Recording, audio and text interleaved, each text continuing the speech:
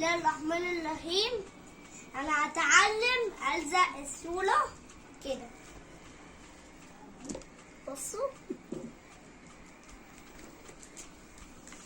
قول لهم هتعلم استعمل البريت والزق قولي بالبريت. هحط البريت في ظهر الصوره وبعدين اعدلها والزقها. لا استنى، قولي له. كفايه بقى، قلبها وحطها على الورقه. يلا برافو براء، لزق صوره جميله على الورقه. يلا نلزق صوره تاني. دي طيب شيلها ولزقها مظبوط كده. شطور. حطها هنا، انت مكانها هنا كنت تعملي البريت هنا تحت تحت خالص عشان نحط صوره تاني. جميله الصوره دي. صوره ايه يا براء؟ بص كده، بص كده في الصوره وقول لي ايه الحاجات اللي فيها والوانها ايه، اسمها ايه. فلفل الوان، برافو، لونه احمر.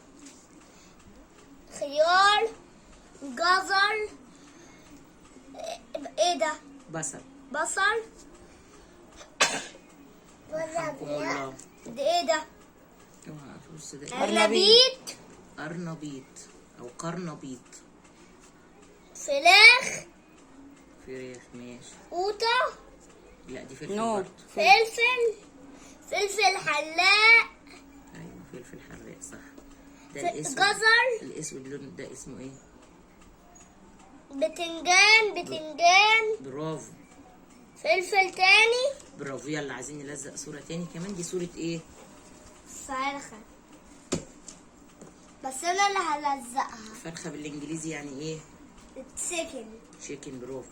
يلا هنحط البريد ورا كده ونلزق. نتعلم النهارده ازاي نلزق الصور على الورق او في الكراسة بتاعتنا. نحط من الاربع اركان كده نقطة في كل ركن عشان الصورة تلزق ما تطلعش. ده ظهر الصورة.